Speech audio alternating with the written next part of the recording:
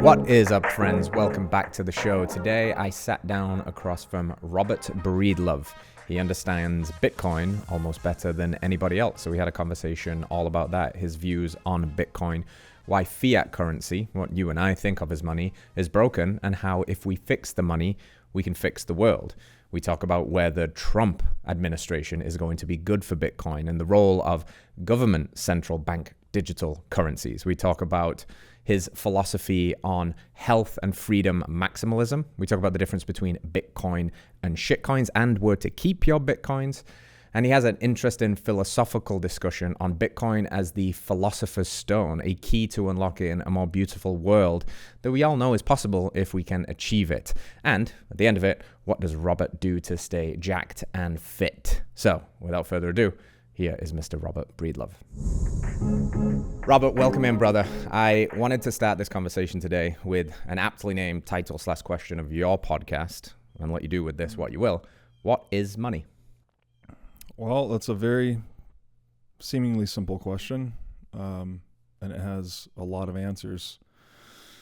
I never know which one to share, honestly. I've been accumulating answers to this question for almost 5 years now, and I think I have like 50 some odd answers to the question. We've actually compiled past guests answering this question in different ways. We've compiled all of their answers into single episodes, and we have a whole series called the What is Money series, going through all of these smart people that I've talked to and hearing their individual unique perspectives on how they describe the nature of money. And it's actually very interesting because it goes into almost any domain you can think of, right? Some people go into mathematics, some people go into philosophy, metaphysics, anthropology, technology, energy. Like, it's just all over the spectrum.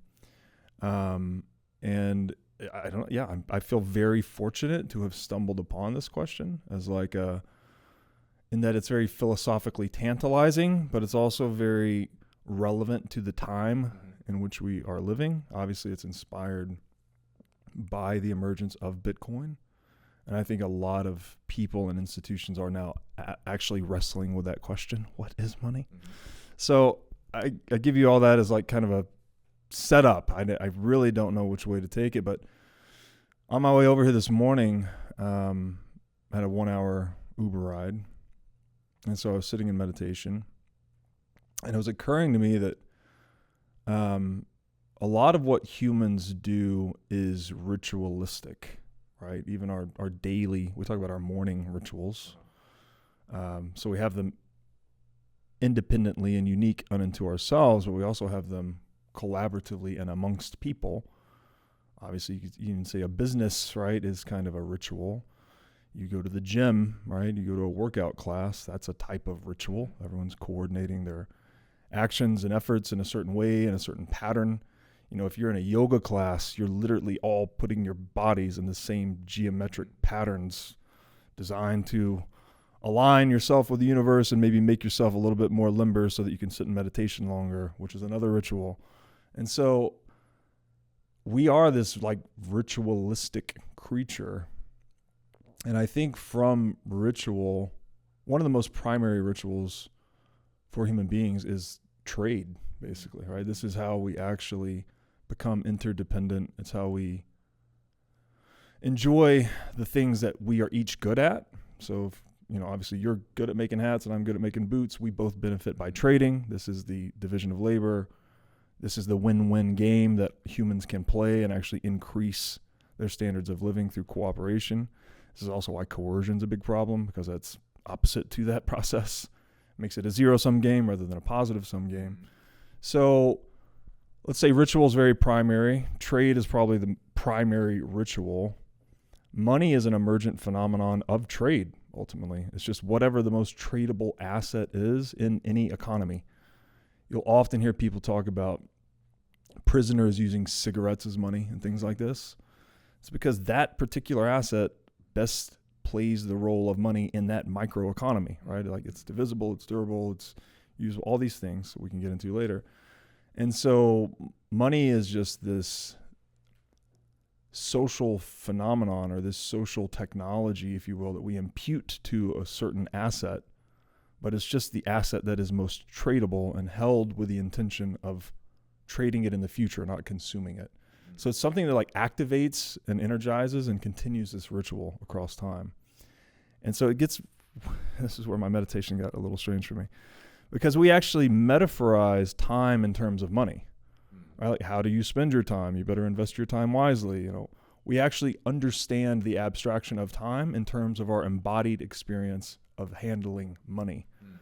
So but the thesis that I'm wrestling with, this is very new after my meditation on the way over here, is it like we have physical embodied experience. Primary to that is trade, so that we can engage in the division of labor and cooperation with one another. From that embodied experience of handling money and trade, we gain this conceptualization of time.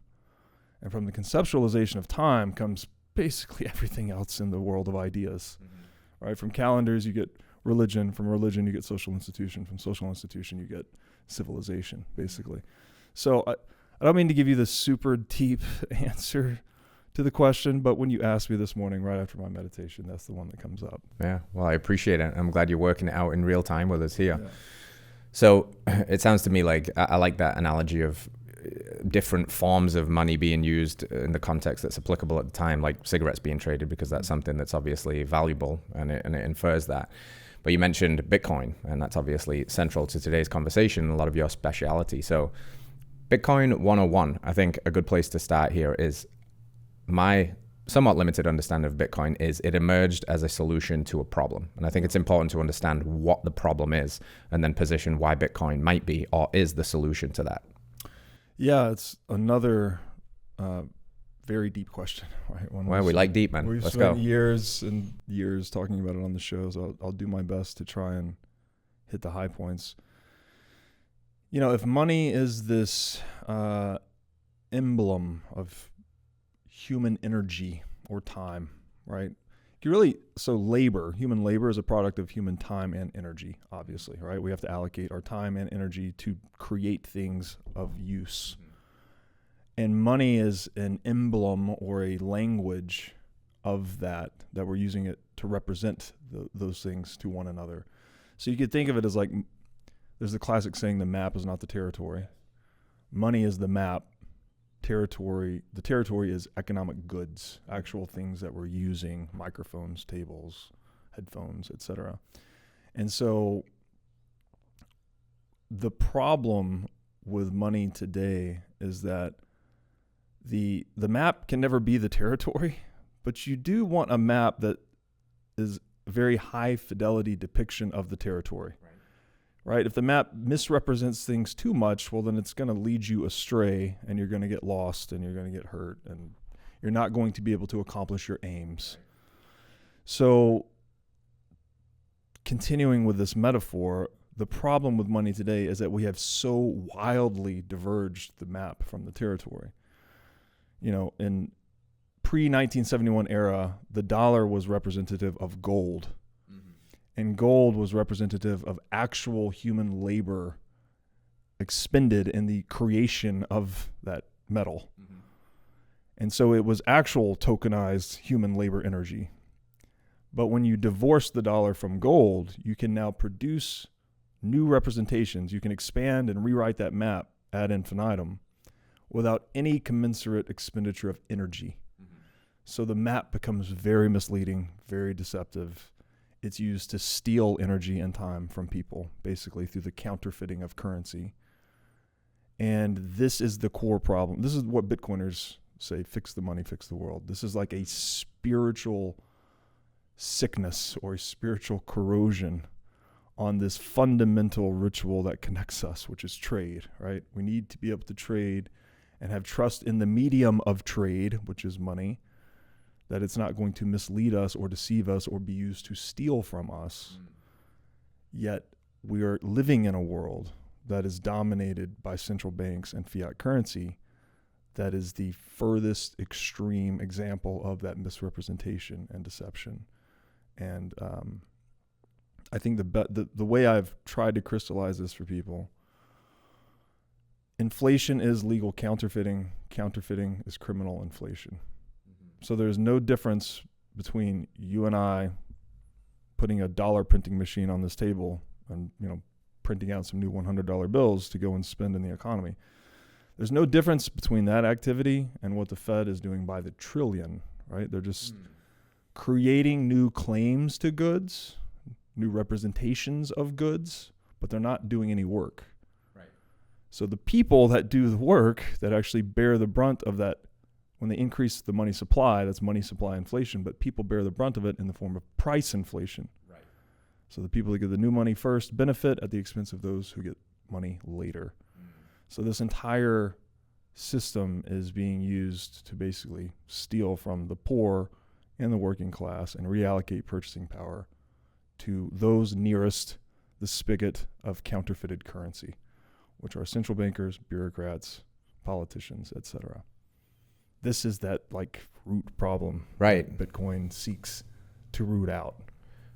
When and why did that emerge? This central bank, the Fed, this corruption, crony inflation.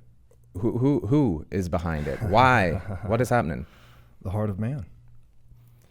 I think Ron Paul's definition is excellent here on money. He says, money is the most sought after monopolistic power of man. As Lord Acton said, power corrupts, absolute power corrupts absolutely. I don't think there's any closer implementation to absolute power in the world than to have a money printer, because you're actually counterfeiting tokenized human labor energy. You're counterfeiting it, right? You are producing it. You're producing something for free that other people have to work to obtain. I can't think of a more asymmetrical, advantageous position to be in, right? So this is why it is the most sought after monopolistic power of man. Every country in the world, every gang in the world, everyone wants to fight over the power to issue and control their own currency.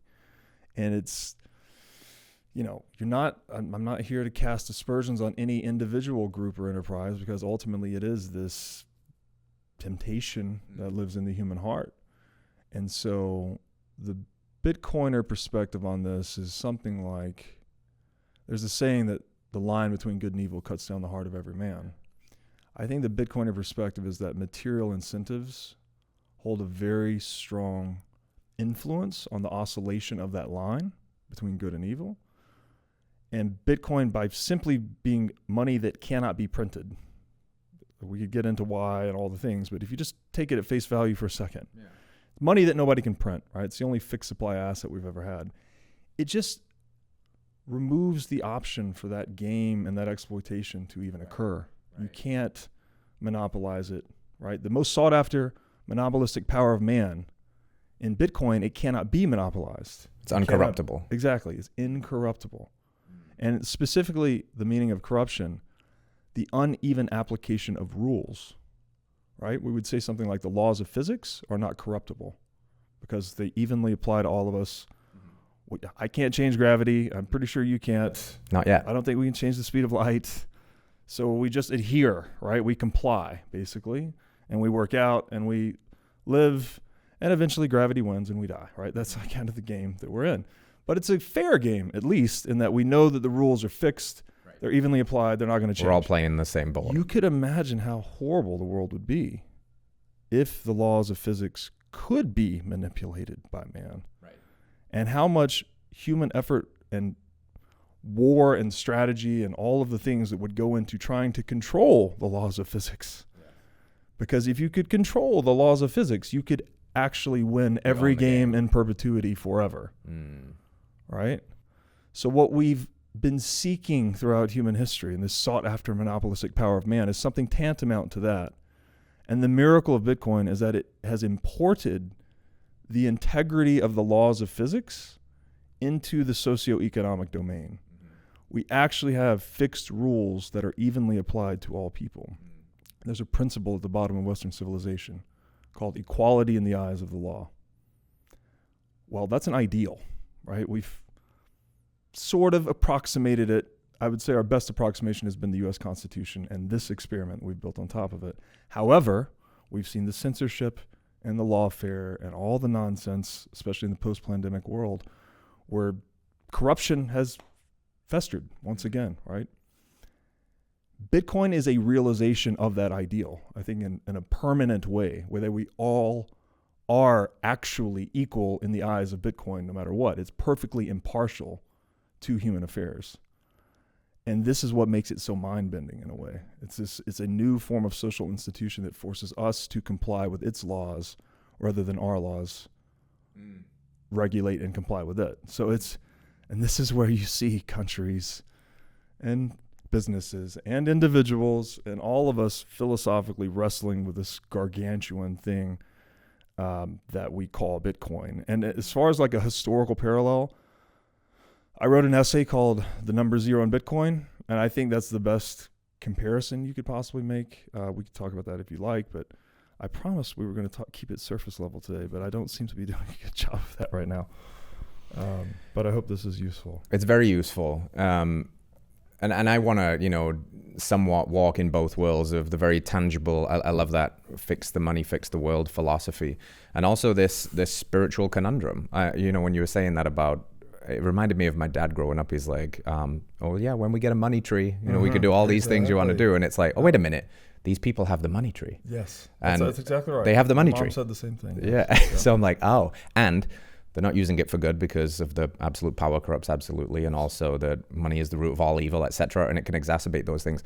You've obviously done a lot of thinking about this. I'm fascinated as money as a energy, right? Currency. Like, how does Bitcoin play into this? Money as energy, and is it possible to save the world from this deep rooted corruption, censorship, nefarious intent, and bad actors? Well, in many ways, it's like one of the defining questions in the arc of human history, right? It's like, if this is the most sought after monopolistic power of man, you could trace a lot of the twists and turns of human history around the axis and movements of money and how it's changed forms, and even the current geopolitical layout of the world is largely based on who has the gold, right? The old saying, he who has the gold makes the rules. There's also the Rothschild quote that, give me the power to issue a nation's currency and I care not who makes its laws. Right, so this is, again, the primary law, basically, of human collaboration. And so, in the United States, we have the most gold on paper. We haven't audited Fort Knox in over 50 years, so there's no verification on that. We just trust whoever put the gold in there. It's still in there. Who knows what's going on there? But that gives us this position of geopolitical dominance, right? We're called the global superpower, largely based on how much gold we hold relative to other nations. And there is also, that's the same reason why countries like China and Russia have been large accumulators of gold for the past 10 years.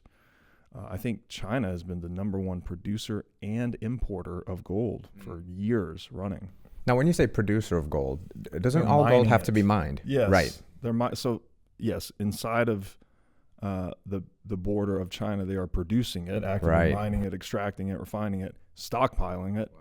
They're also buying it from world markets. And so this is like, don't trust what they say, trust what they do.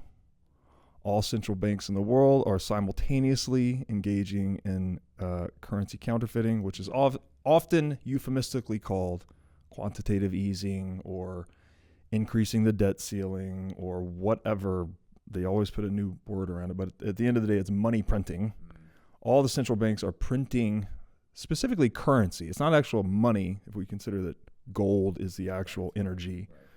They're not really printing the money, they're printing the representation. The monopoly notes that represent it. The map, not the territory.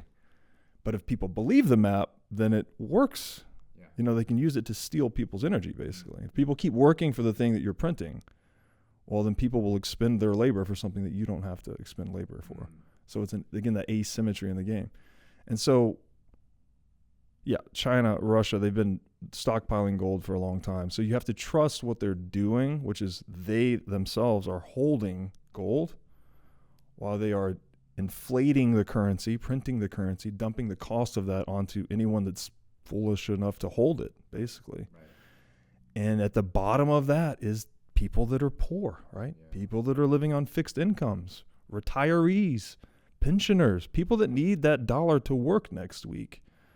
This is the bottom of that pyramid that's getting dumped on through central banking. So when we say the rich get richer and the poor get poorer, like, I would argue that this is the core determinant of that dynamic. It's not to say that rich won't maybe continue to increase their wealth relative to the poor, even in a free market environment. But at least in that environment, you get the tide that rises all ships, right? That we're increasing standards of living and human productivity per capita. So on a per capita basis, and we've seen this like since the Industrial Revolution, GDP per capita has gone up despite all of this theft and reallocation and war and all of these other things that have contravened the market dynamic that gives us so much prosperity, basically. So Bitcoin is, it's the map that does not deviate from the territory, right? It's actual tokenized human labor energy in a network that a central bank cannot monopolize, corrupt, distort, stockpile, manipulate. Like, you can stockpile, all you can do is accumulate it, basically. So that's the game everyone is now forced into playing. It's like, right, just to accumulate this thing. Right.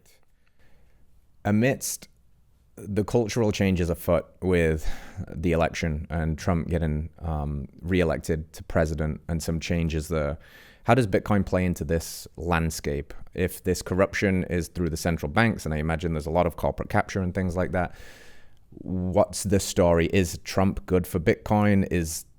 Tell me a bit more. Yeah, I am the worst guy to talk to about politics. I guess I would say through my recent conversations with certain influential Bitcoiners that I've become more a believer, basically, that this Trump victory, which we just had 2 days ago, is a good thing for human freedom and Bitcoin. Now, I say that as someone who's deeply anti-state and anarcho-capitalist in my viewpoints, so I'm not supportive of the state or I don't even endorse political candidates. Like, I was asked to endorse RFK. I think RFK is an amazing guy, right? Like, really like the guy a lot, but I still was hesitant and I did not ultimately endorse him because I don't want to be endorsing fiat political statism. But anyways, it gets complicated. The older you get to, you're like, well, you got to kind of comply with the structures that you're in, even if your ideals deviate from them. So to answer your question in short, I think the Trump victory was a good step for Bitcoin, obviously. And anything that's a good step for Bitcoin is a good step in the direction of furthering human freedom. Yeah. Fiat, you've used that term a bit, and I'm interested in the parallels between the broken fiat money system and how you've talked about fiat food. And actually, these are more closely linked than we might imagine. So what is fiat? What are the parallels here? Yeah. I would actually point people to the book. Saif Dinamus has written the Bitcoin Standard. He also wrote the Fiat Standard. And then I think someone wrote a book called Fiat Food, which I have not read myself, but I've heard does a brilliant job explaining the connections between fiat money and fiat food. To speak somewhat philosophically about it, it's like, okay, fiat currency is that map that does not actually connect to the territory, right? It's money divorced from energy, basically. But when you have it divorced from energy, but other people think it's still redeemable for energy, they'll work for it so you can steal labor through printing currency, basically. So you get currency that has very low energy density, like the purchasing, like in the technical term of economics, it has low purchasing power density, which means each unit can't purchase as many goods and services as it otherwise could. And this seems to permeate into the sphere of food production through a number of, these complex webs, which I'd point you to these books to describe, but it has a lot to do with subsidies and, certain vested interest that can lobby government to, let's promote seed oils and, get rid of raw milk. create legal frameworks like this that get us into the situations we're in today. And so you end up in this world where, again, it's kind of mirroring, right? As above, so below. The food world, all of a sudden we have a very low nutritional density, actual like life energy density per unit of food has gone down.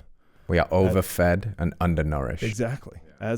As we are over indebted and under prosperous, basically. Right. So we've as we've debased the currency and the money, we've debased ourselves nutritionally. And I think you can go a step deeper and say we've debased ourselves morally, spiritually, etc. Of course, yeah, it's all connected. What do you think is so attractive, and why are these superpowers of Bitcoiners and beef maximalists coming together? I would take it right back to this idea of density, right, which is a very important quantity in physics, right? It's content per unit volume. And if we are this animal that is obsessed with economizing, which is to do more, to accomplish greater results with less efforts, right? To get more done in less time, to solve problems better, faster, cheaper, well, then density really matters. Density really matters. Like, I need to take as few bites and chew as few times as possible to get the maximal energy so that I can go do other things, right? I'm constantly trying to economize myself for the next task. And then, similarly with money, right? I don't want 100 million units of the thing to hold the purchasing power that one unit could, right? I want maximal purchasing power density in my money across time. So if I expended 1,000 labor hours to acquire that Bitcoin or whatever unit of money it is, I want to know that in the future I can get 1,000 labor hours roughly out of that, you know? And now it gets a little tricky because you don't want to get into the Marxist labor theory of value. It's not one-to-one. It has to be labor that other people find relevant and valuable. You can't just dig a hole and fill it back up all day, every day and call that, useful labor. Like, that's obviously not useful. So, but that seems to me to be the connection, is that we need density in our nutrition, and we need density in our economic tools of economic exchange so that we can economize. I also think this gets into human integrity, by the way. It's like a man of his word, a man that if I just can trust that you are who you are and you will do what you say you will do, well, that lets us economize, right? I don't need to look at you and constantly evaluate, you're still doing, and we have to establish that trust at some point in some way. But once I trust you, we're good, right? I can go and do all these other things, and I know whatever you say, with this very low cost signal for you to say that you'll do a thing. A lot of energy behind it, right? To see that you'll actually do it. When we have integrity, right, between word and deed, we have density of meaning, right? Your words actually carry weight, they carry energy. And the extent to which they carry energy is the extent to which we can have harmonious agreement. And the extent to which we can have harmonious agreement is the extent to which we can be more prosperous and effective across time and building civilization. So all these things are intertwined for me: density, integrity, trust, truth. Beautiful. What's that all for you? Why does it matter? What does it afford you in life? What kind of life? Is this freedom, sovereignty? Is it something else, philosophically, that drives you? Why is this so important for you and globally to be adopted? Yeah, I think for me, it does come down to the word freedom, but I would also caution people that my own understanding of freedom has evolved a lot over time as I've aged as a man, and as I've gone through things in life and gone through adversity. And I think the more immature perspective on freedom is something like, oh, I can do whatever I want, whenever I want to do it. Very probably, teenage men, 20s, in their 20s, at some point, you go through this. It's almost inevitable. It's a testosterone thing, I suppose. I get it, right? I totally get it. As someone that is still pulling himself out of it, I'm not gonna talk to you like I'm on some kind of high horse over here, like I've solved this. it's part of who we are, right? We are territory takers. We're warriors, right? We've literally been fucking at war forever. That's what humans do. Yeah. Like you said, we've always traded. We've always fought too. We've always fought. Exactly. Yeah. And I guess it's, in many ways, Bitcoin is like helping bring out the better angels of our nature in that way, that maybe we can stop fighting amongst ourselves so much physically and then start trading and actually, lean into our humanity more, lean out of the animality into the humanity. And it's not, look, I'm all about the animality, by the way. I like to eat meat, work out, hunt, all this stuff. But I don't want to go to war with other people. No. That's actually the least productive thing you could ever do. Yeah. If you instead coordinated and traded with those people, everyone would become more rich, wildly more rich. And what is, like, there's maybe it's demonized to say that, like, to be rich. But it's like, don't you want everyone to be rich? Yeah. Right? If everyone has their basic material wants and desires covered, then they are free. They are liberated to pursue the things that they find interesting in their heart, whatever they may be. Well, that's a world I want to live in, where everyone's like coming from the truth of their heart and doing what they want to do, with the limiting principle of other people, right? And this is where you asked about freedom. Founding fathers had it right, sort of. I think you have to go back to 1215 Magna Carta, where it was life, liberty, inviolable property. This is the essence of institutionalizing freedom, so far as I can tell. It's biblical, right? This is the socially institutionalized form of the biblical commandments. Thou shalt not steal, thou shalt not kill. Life, liberty, inviolable private property. We swapped out property for pursuit of happiness in the U.S. Constitution. I'm less convinced that was the right thing to do. But ultimately, freedom for me today is the recognition of that. And I would further add to it, actually, maybe I'll read the words here, but there's this paradox in freedom where it's like this submission to truth. Right? If I have to submit to the laws of physics to be free, because so far as I know, as we said, they're unbreakable, right? Yeah, so you fight that, you're going to lose every time. You cannot fight nature, right? Yeah. Francis Bacon has a great quote: "Nature to be commanded must be obeyed." It's a paradox, right? You can't control nature; you can only conform yourself to it. Basically. So in freedom, if you actually want liberty and freedom and transcendence and commanding of nature, if you will, well, you better have to learn a deep obedience and a worship of her principles, her physical principles, her metaphysical principles, moral principles, ethical principles, all these things we've discovered over time. You have to take those things very seriously if you want to actually transcend and become more human, become more free. And so, it gets a bit radical. I guess I could read this. I will read to you, I will share with you the words that came to me after my meditation today, and I hope it lands with people I'm not actually a religious guy. I consider myself more philosophical, spiritual. I do consider myself to be a disciple of Christ, like Christ consciousness. I try to hold myself to a very high and strict standard, and I try to hold those around me to a similar standard. That's not my creation. I feel like I'm just carrying on an old family tradition, as we might say in Tennessee, you know? Yeah.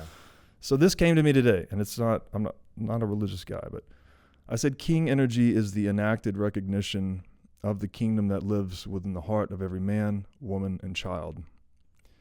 Christ consciousness is the proper apportioning of energy among every member of every kingdom, within and without. The philosopher king worships at the altar of Christ consciousness in order to emulate him in the building of crystalline cathedrals of freedom, truth, and love in the hearts of every fractal kingdom. Edified by the knowledge that we will always miss the mark, let us nonetheless strive to perfectly imitate the perfect integrity of Christ in every thought, every word, and every act. And I think Bitcoin is an exemplar of that, in that it has perfect integrity. Bitcoin literally can't do anything other than what it says it will do. And to what extent does that have an impact on us through material incentives? yet to be seen, but I do see a lot of promise in it, inspiring transformation in people's lives to date. And so, yeah, very hopeful for what Bitcoin can do to that. Yeah. That's a fascinating frame. The Bitcoin is one of the tools that unlocks, I think it's Charles Eisenstein's idea of the more beautiful world that our hearts know is possible. And Eckhart Tolle says, the second coming of Christ is not him coming back down. It's the awakening of Christ consciousness within the heart of every human being on earth. And that Bitcoin is one of these radical tools that take us there, and a lot of inner work and alchemy as well, of course. But going back a few minutes, you mentioned, like, wouldn't it be wonderful to be in a world where everybody is rich? Maybe not purely monetarily, but rich in different currencies too. Rich in meaning, rich in the currency of happiness. And it sounds like you're radically optimistic about this tool. And there is something like a cynical safety blanket in the world right now where people have a hard time feeling into that, because rightly, maybe so, they look at our history and say, well, that sounds wonderful, but it's not realistic. How practically could Bitcoin be something that spurs on this great awakening, that actually creates a world that we can inherit, a more beautiful world? Very, very light question there. Broicism. Broicism at its finest and deepest. I mean, you're now entangling this question with things that I'm at the very edge of my own understanding, so I'm just going to be flailing about a little bit. But I mean, you brought up the term alchemy. That's a very interesting rabbit hole to go into. How it was foundational to science, basically, right? Carl Jung described alchemy as the dream from which science was born. So if we go back to ritual being this primary thing, it's like we had to imagine this ritual of science, which has become very rigorous and defining of our modern culture, obviously. Scientism now. Scientism. We had to birth it in our imagination, and then into poetry, and then into literature. Like, it's like the science fiction precedes science fact kind of thing. Like, we had to actually give birth to science through our imagination. And if, in the beginning, they're probably like, oh, who are and actually they were considered heretical, right? The alchemists, the church basically said Christ, Christ was the final redeemer. The spiritual sacrifice of Christ is the final redemption of humanity. Well, the alchemists look around a few hundred years later and they say, hey, we still have poverty and suffering and sickness and disease. Like, maybe that wasn't the final redeemer. Maybe there's something more to this Christ thing. And we should investigate and look for the principles of Christ in nature, like actually in the laboratory of nature itself. Well, that dream, that pursuit that's where we get the word chemistry, right? Is from alchemy. It became the scientific method. So we dreamed the scientific method into existence. And then the scientific method obviously has given us a lot, right? It has completely changed everything, as we are basically demonstrating in every action. All of our clothes, our thoughts, everything that we touch and do every day. So, how can Bitcoin be, this is real rabbit hole material, broicism material right here. The way I've heard the Philosopher's Stone described, which is the lapis philosophorum, which was the aim of the alchemists, actually, like the ultimate aim of the alchemists, wasn't necessarily to turn lead into gold, which a lot of people think. It was actually to find that process of refinement within oneself and that's reflected in the material world. So a process of moral refinement that's reflected in the material, basically, was like this idea of the lapis philosophorum. It was to discover the principles of Christ in matter, or to bridge divinity into materiality, something like that. And I've heard it described as, the Philosopher's Stone was intended to be the incorruptible substance that would serve as an antidote to tyranny in the world. And there's been extensive writings about the Philosopher's Stone and alchemy. I do not pretend to be an expert on any of this. I'm just giving you my interpretation, largely influenced by Carl Jung, secondhand largely through Jordan Peterson, who introduced me to Carl Jung. And, Carl Jung's deep and mysterious works on psychology and alchemy and all of that. And also informed by people like Mises, right, on the economic side. So bringing these worlds together, kind of like Jungian psychology meets Austrian economics and praxeology through people like Mises. Safety and Moose obviously introduced me to Mises. And then also influenced by the book, The Creature from Jekyll Island, which talks about the problems with central banking. I think Bitcoin might be that incorruptible substance, right? Again, if we define corruption as the uneven application of rules, well, Bitcoin is the only system of rules, or the only game humans have ever created, that we ourselves cannot game. Right. We have, for the first time, given birth to something that we cannot corrupt ourselves. And again, there's no historical analogy or comparison to this that I have found other than the number 0. It's the one thing we made one time, first and best, and it just stuck. And it also changed everything. That's a whole other rabbit hole we won't go into. But it supports a lot of the things we've talked about today, right? Like the creation of science, and the creation of calculus is only possible to 0, et cetera. So I think Bitcoin could be the philosopher's stone.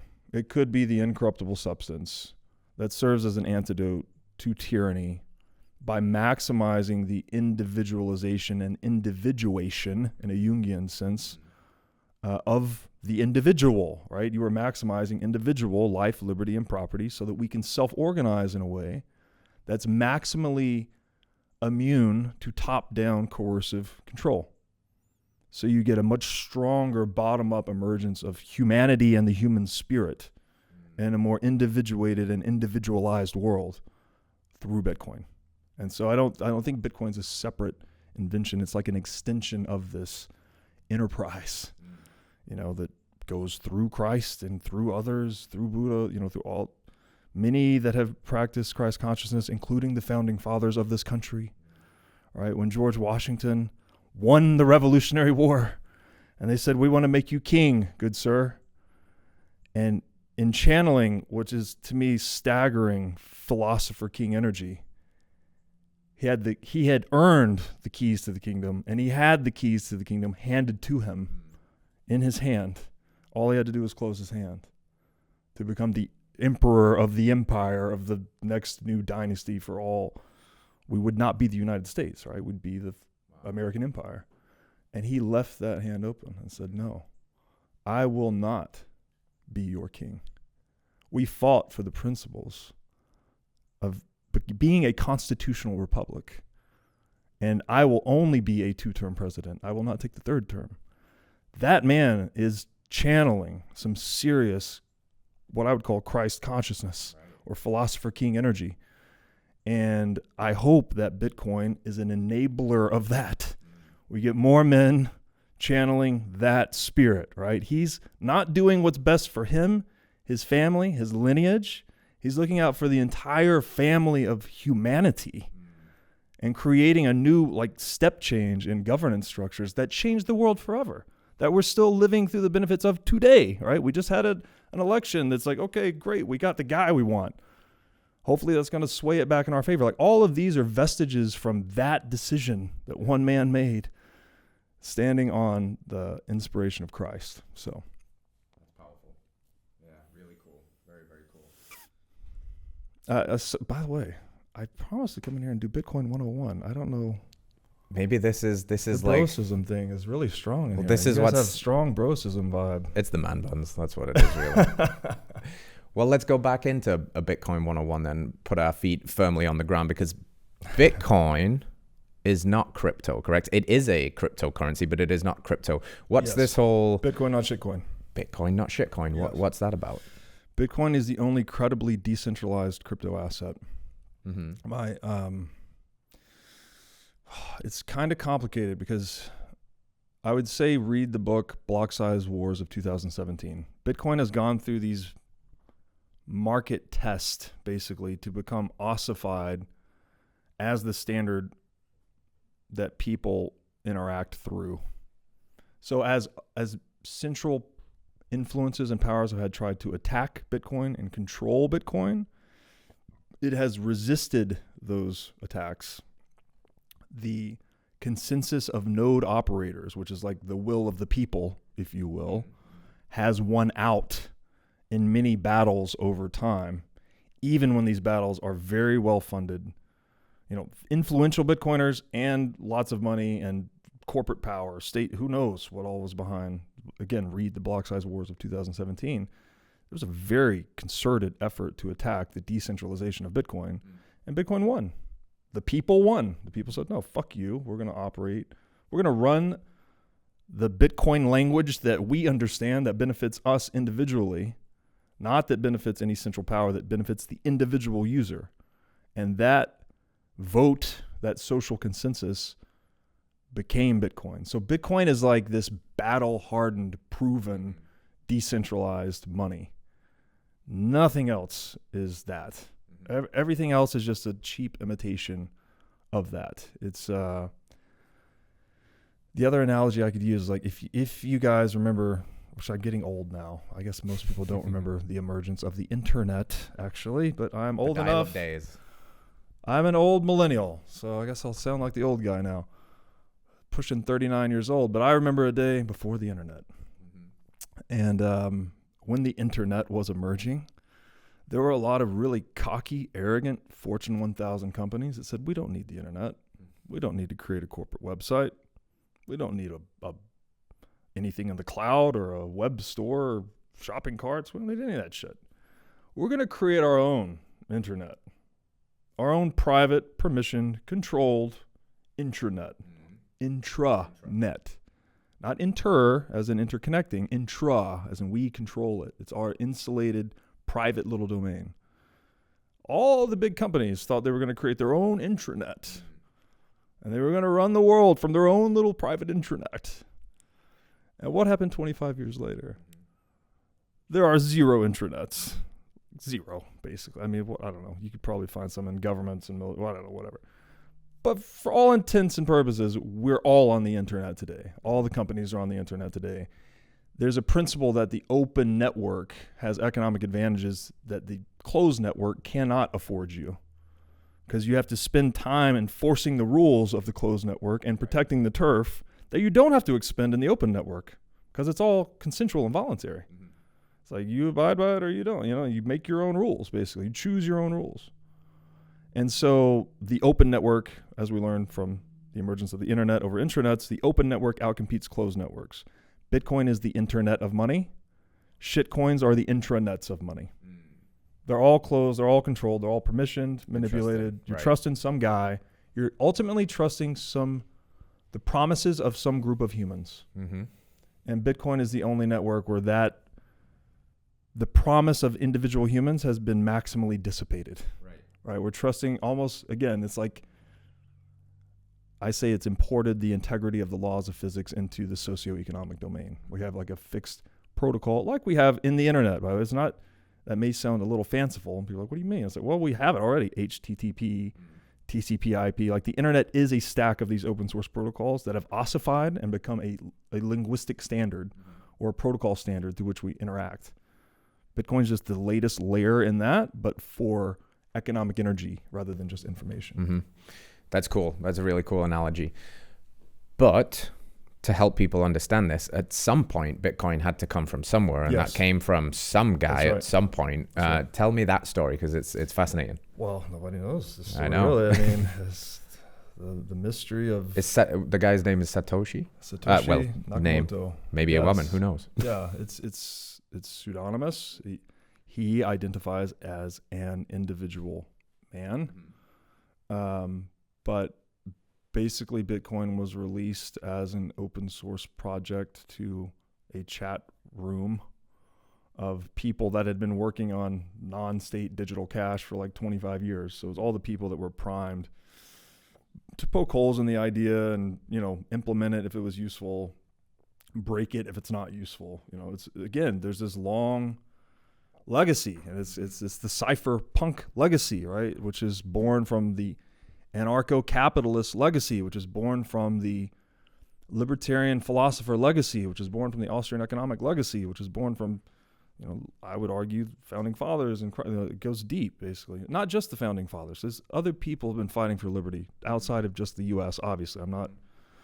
I don't want to come off as a U.S. exceptionalist by any means. Mises, for instance, he came to America ultimately to preserve his liberty, but he is not of American origin, right? And he carried that seed of actual economic knowledge and wisdom into the future. So yeah, sorry, I got off from the initial. Mm-hmm. What was it? We was unpacking who this Satoshi character might be. Yeah, Satoshi. We don't know. And how more specifically, like, how has what he set up, like with these other, the intranets of shitcoins, like they ultimately come down to good faith that a person won't screw this up, and how Bitcoin is slightly different to that. Basically, he's rendered himself out of the picture. Yes. Yeah. Right? This is like, man, it's brilliance, like meta brilliance or something. It's like he knew the game that he is disrupting is so big. Right, it's the game of money itself, the most sought after monopolistic power of man. Okay, I, Satoshi Nakamoto, I'm going to introduce a thing that disrupts that whole game. I can't be an I. He can't be a human. He can't be an identifiable person. He can't be, because not only will the state target you, but they'll also denigrate you. They could even just smear the project optically. And it's like, oh, this Bitcoin is bullshit. It's just this guy trying to get rich. You know, look, he's got 1 million Bitcoin. Mm-hmm. He's out on the Mediterranean with his yachts. And, like, you can't trust this guy. Like, you don't want to. So we don't know. Again, we don't know. We don't know. Is it unintentional disappearance? Did he die? Was it a team of people that lost the keys or the project fell apart? We don't know. We actually don't know. Right. But in that mystery is this nice bedrock of decentralization. So Bitcoiners can say things like, we are all Satoshi. You couldn't say that if we knew who Satoshi was. We're like, no, you're not all Satoshi. He's Satoshi. Yeah. But we can't do that. There's no guy to point at. There's no one to point at. So we just have this mystery. So it has like this mythological, they call it the immaculate inception, or the immaculate conception, right? Obviously, drawing on a Christ analogy, but I think the mystery is a really good thing, and I'm sure it's fun to speculate on who Satoshi might be. I had a guy on the show recently talking about John Nash. He thinks John Nash is Satoshi. John Nash is very popularized in the movie A Beautiful Mind, but he's like he's not the father of game theory, but he advanced game theory a lot. He's where we get the term Nash equilibrium. Right. And so, anyways, there's a lot of fun, entertaining journeys to go down on who is Satoshi, but at the end of the day, it's like, I think it's just really good that we don't know. Yeah, that's awesome. What are the government going to do now if they see, because they're going to want a slice of the pie somehow. So are they going, they're going to, I believe they may even have it in the works or whatever, but is there going to become a digital centralized bank, and how might that, what should we be looking out for there? Well, definitely the CBDCs, which we're already hearing about, are a direct competitive response to the emergence of Bitcoin. And they are the antithesis of Bitcoin, right? If Bitcoin is open, it's literally open source. So all of the rules, all of the code are openly inspectable and verifiable by anyone. It's a language in which nothing can be hidden, or in which lies cannot be told, right? Because it's open for all to see. Sunlight is the best disinfectant. I don't know how many analogies you want to say about this. It's like when everyone has all their eyes on it, you basically can't hide anything, right? Well, the CBDC is the exact opposite of that. The exact opposite. It's literally just a black box. Trust our 7 guys, or we'll hurt you. And, we're going to print as much as we want. And if you talk back to the government, we're going to turn it off. And blah, blah. And it's already, it may sound like conspiracy theorist, tinfoil hat guy, but it's like, they already have the social credit scoring system in China implemented and active right now. If you go and say something against against the CCP, they will, I mean, it depends on what you say. I guess if you say something softly enough, they'll just shame you publicly. Yeah. They'll literally put you on a billboard in your neighborhood and shame you. And be like, this guy, don't be like this guy. Wow. And then if you take it a step further, they'll like turn off your money. Yeah. And then if you take it a step further, they'll black bag your ass and put you on a train, right? Like, is that the world we really want to usher in? With an essentially controlled money is the ultimate instrument of social engineering of that type. So what is the opposite of that? Human freedom, human individuation, liberty. Wild, man. I have been relatively recent. I believe in the Bitcoin world, it's an orange pill that I've swallowed recently, which is cool. Pill. The orange pill. Yes, I hope. Yes, that's the right metaphor, because it's invoking the metaphor of the Matrix, which is invoked from the allegory of the cave by Plato, actually, where you are awakening. You take the Bitcoin orange pill and you're like, oh, wow, the world is not what I thought it was at all. I've been unplugged from the Matrix. I see it for what it is. I now need to figure out how to respond. And welcome, my friend. I know, it's good being here. I'm worried maybe, and you can correct me if I'm wrong, whether I'm in the right place, though, of where I'm holding, because you hear all this conflicting opinion about wallets and yada yada. Right now, I am in Coinbase. Is Coinbase a safe place to put money? Is there better places? What should people be thinking about here? Not your keys, not your cheese, as we say in Bitcoin. So to hold Bitcoin is to hold the private key that can spend that Bitcoin. Yeah. So it's the physical possession of gold is literally in your hands, in your safe, in your vault, under the ground, where only you can access it. No one else has knowledge of it. Yeah. Right? That's the same level of security and seriousness you need to take with this piece of information called the Bitcoin private key. Yeah. You leaving it with a custodian, Coinbase is the worst too, by the way. They're selling all your data to the feds and like, it's just get off of there. They're not a sponsor of mine, as you would imagine. I bet not. I bet not. Just get the keys into your own hands and into your own control. I think the best way to do it, you can just do normal self-custody on a hardware wallet where you own your private key. You can access and spend your funds through access to a physical device with a PIN number, right? And if you lose the device or the PIN number, you have the backup, which is the private key itself. However, that's single point of failure, which is you, right? Like if you lose any of that or if you die, well, that makes it difficult to pass those funds on. So I think multi-key custody is the best. And there's a lot of different ways you can do that. You can do that among individuals in your own little group, and you can build your own little multi-key quorum. You can do it at the institutional level. If you're securing a lot of money, if you're using Bitcoin as a treasury reserve asset for your business balance sheet, you can secure those keys with multiple custodians rather than just trusting Fidelity digital assets to hold all your Bitcoin. You could give them one part of a 3-part key. Ah, interesting. And you need 2 of 3 to unlock and spend those funds. So you can create a collaborative dynamic at the institutional level, at the individual level, whatever it may be. This is the same protocol we use, by the way, to secure nuclear launch codes, right? There's not one guy with his finger on the trigger, right? There's concentric circles of guys that need to do certain rituals in very specific steps and very certain timing according to very specific things before that missile goes launch. Yeah, probably a good idea. Yes. So Bitcoin gives you like that. You can get as deep and precise as you want with it, but it gives you that level of control and precision and planning over the control of your purchasing power. Okay. Well, I got some homework to do. Yes. Sorry, I don't mean to make it sound intimidating.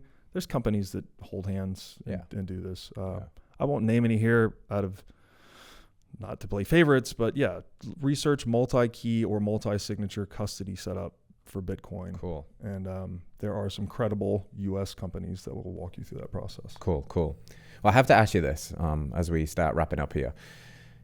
Give me, if you dare, a price prediction for this next cycle. Oh, God. This is the worst. It's the worst, least broicism question you've asked me all day. Closing with a banger. Yeah. It's utterly unpredictable. I I put out one of the, which I'm saying that, but I've also put out price predictions in the past. And I put out one, I think, you have to check me how many years ago it's been now. It's been 3 or 4 years probably. And I predicted that Bitcoin would hit north of 300,000 in its next market cycle peak. So I will say those who live by the crystal ball are promised to eat glass. I'm not saying to take a price prediction as gospel and incorporate it into your leverage trading strategy and get wiped out. Don't do that. That's this is not financial advice, all of those things. But in my own speculation about, okay, well, what has Bitcoin done historically in kind of a geometric way, right? It goes through these geometric waves where it will grow. I mean, in 2017, we grew from sub $1,000 Bitcoin to $20,000 Bitcoin by the end of the year, right? So it did a 20x in a year. And then it does an 80% drawdown and goes back down to 3,000. And it trades sideways and, around that range-bound trading for 3 or 4 years before it goes into another one of these exponential waves up. And those exponential waves up seem to be mapped onto the halving cycle of Bitcoin, which we didn't talk about today, but it's basically every 4 years, this newly issued supply of Bitcoin contracts by half. And you take that supply off the market, it puts upward pressure on the price, you get these big waves. So I think, I used to run a hedge fund and do all this analysis. I basically said, I think it's going to hit, I think I said 317,000 at the next peak, but don't hold me to this and don't do your trading strategy on this. The optimal strategy with Bitcoin is, first of all, study it. Right? Yeah. Nothing that I'm saying is gospel. Nothing that anyone says is gospel. Decentralize your worldview. When you decide you want to hold some of it, I think it's best treated. Again, this is me giving you advice now. Treat it like a long-term savings device, not as a checking account.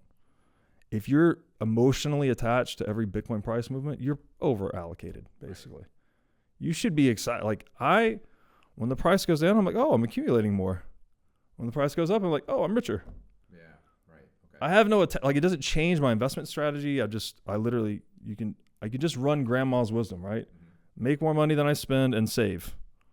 Just in this Bitcoin world, my savings actually works for me now. Yeah. It's like growing at 200% annualized compounded growth rate. It actually really, really, really works for you. So that's the way to treat Bitcoin, is just treat it as a long-term grandma style savings account. Solid. Very solid. All right, last one from me, bro. Bro to bro. Selfishly, not money related. But you're jacked. You look great, dude. Thank you so much. So a quick little high-level view of your health journey. Where did it start, and what are your big, obviously we talked about nutrient density in food, but what are your big principles that you do to stay in great health and great shape? So it's been a lifelong thing for me. So I was a big kid. I was actually overweight.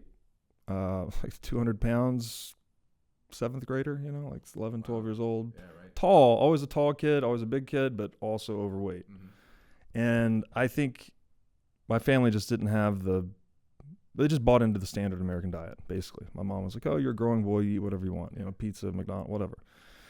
And so I had to learn,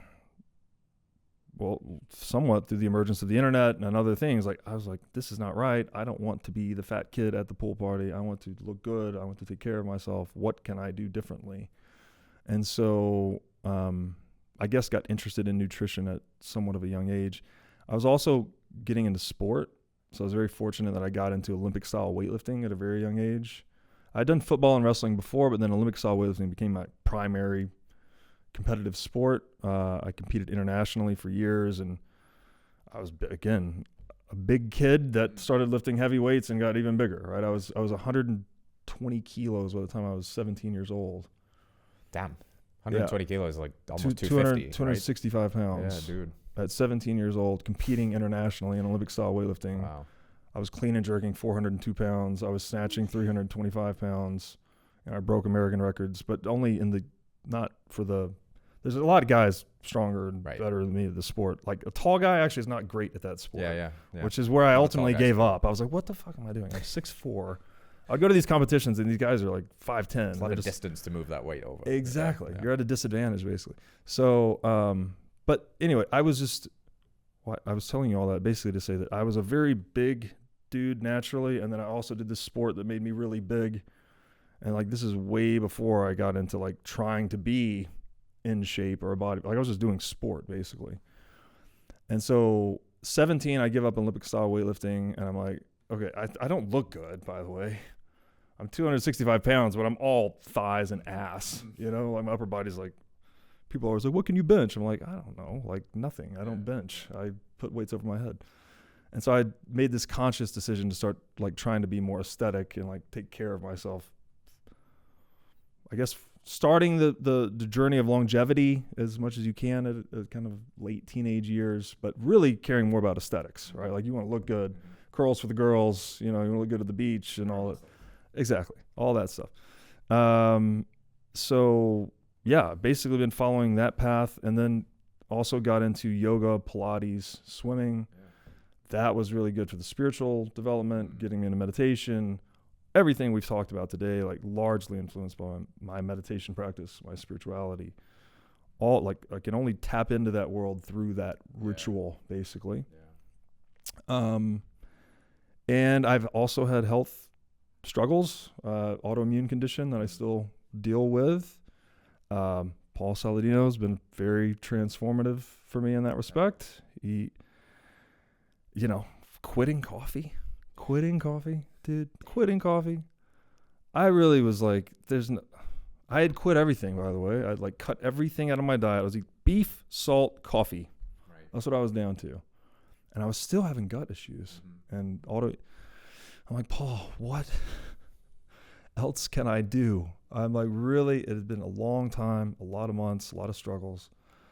He's like, dude, you've got to cut out the fucking coffee. Are you kidding me? Like, you're drinking roasted beans and just assaulting your gut lining? Like, no, it's like you're drinking poison. And I was like, don't take my coffee. Please don't take my. It felt like the only thing that allowed me to be a human. Yeah. You know? And sure, I'm probably speaking to millions of people that have a coffee addiction, because we all do, basically. Most of us, at least. And I listened to Dr. Paul, and I just kicked it cold turkey. And week 1, I was exhausted. Week 2, I was fucking sad. Yeah, right. Really sad. Like, felt like I had lost a friend. Yeah. Honestly. Melancholy.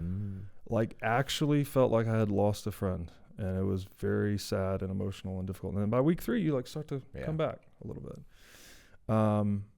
And so what do I do today is like, I lift weights. I still do like Olympic style. I don't do Olympic style lifts. So I'm not doing the power cleans and the power snatches and all that, but I'm doing a lot of kettlebells, a lot of dynamic movement, CrossFit style workouts. Do a lot of instinct training. So I'm just trying to get the metabolic conditioning, you know, like trying to get my heart rate up, but also trying to get a pump, and always trying to keep the body in this place of exhaustion a little bit. You know, I don't feel right when I'm just not sore at all. Yeah.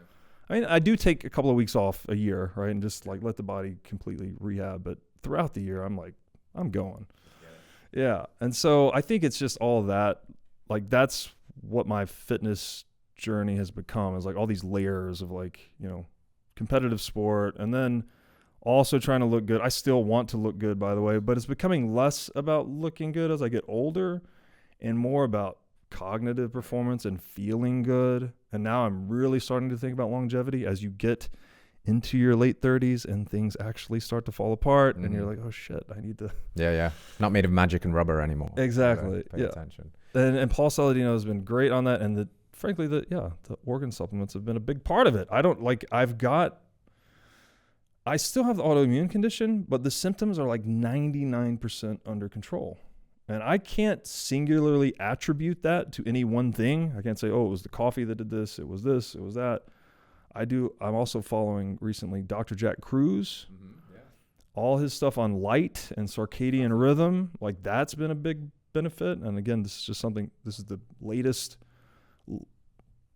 chapter in my health journey, I guess, but like these things have all been accumulating over time, and I hope I'm trying to embody like what I want other people to have. It's like, feel good, take care of yourself, you know, do what you love, trying to be that person. I'm not fucking perfect at all, and I've made a million mistakes ton of inner darkness and all the things like every one of us. But yeah, that's basically my health journey. Yeah, man, you're on the right path. It's working. Thank you.